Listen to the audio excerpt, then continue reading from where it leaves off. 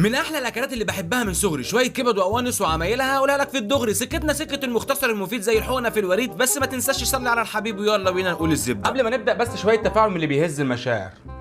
الزبده اول شرط مني ليك انك وانت بتشتريهم تفصلهم عن بعض عشان ما تغلبش نفسك في التنظيف والتسويه، لان كل صنف فيهم له طريقه في تنظيف وتحضير. والله عندك القوانص مثلا وانت بتنضفه بتحس نفسك طبيب في مشرحه الديكور روما فندي، ماسك كل انصايه بتخليها من كل دهونها. وعلى فكره من كل دهونها هيبقى الكلمه مقصوده حرفيا، ودي نصيحتي ليك في القوانص عشان تستطعمها يا مجانس. اما عن الكبده في تنظيفها سهله مش معقده، وهنعملها بس بعد ما ناخدهم غسله محترمه هما الاثنين، وننقعهم في شويه ميه وخل وملح ونسيبهم مش اقل من نص ساعه، وقت كافي قوي انه يطلع اي ميكروب او زفر في الكبد والقوانص. وبما انه كبد وقوانص يعني مشهور في وسطنا بحبه الطحينه التمام، فهنجيب مقدار الطحينه وننزل عليها بشويه ميه وتقليب بايدينا لحد ما نوصل للقوام اللي تحبه عشان نكمل عليه باقي بهارات، حبه خل وكمون وشطه وملح وحبه جوز الطيب اللي طبعا بتخلي الحياه طيب، ونص ليمونه تديها المزازه المظبوطه، ودحرجهم وانزل عليهم بشويه كمون ومكانه في الثلاجه مضمون. فرصه بقى نكمل باقي حاجتنا، شويه الفلفل والبصل اللي يلزمنا، وما تنساش معاهم فص توم نقطعها شرايح عشان هنحتاجها تعمل روايح، ونسيب كل حاجه لحد اما نكمل النص ساعه بتاعتنا.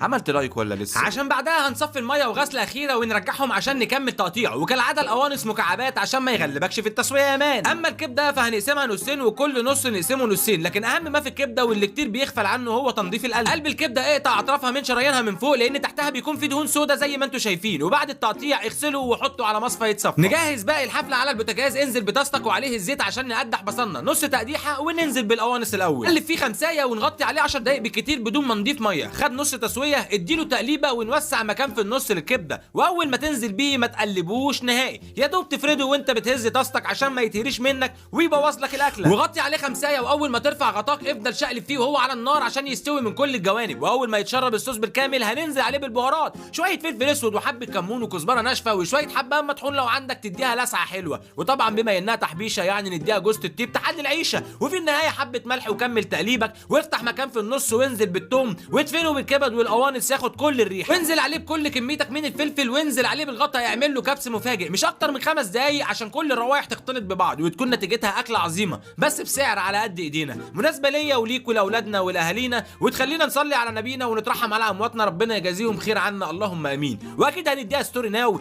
فما تنساش فولو انستجرام واللايك والفولو والشير، واتمنى لي من قلبك الخير، كل تفاعل منك معايا بيفرق كتير. صلي على حبيبك عليه افضل الصلاه وازكى السلام. نفس المكان اللي عملنا منه القوانص قبل كده هو المكان اللي عملنا فيه المره دي الكبد والقوانص، واعتقد ان الطريقه دي هتبقى مناسبه للجميع، حاجه كده تعملها لما تكون مش عارف تعمل ايه. نسمي الله وباليمين ناكل، بسم الله.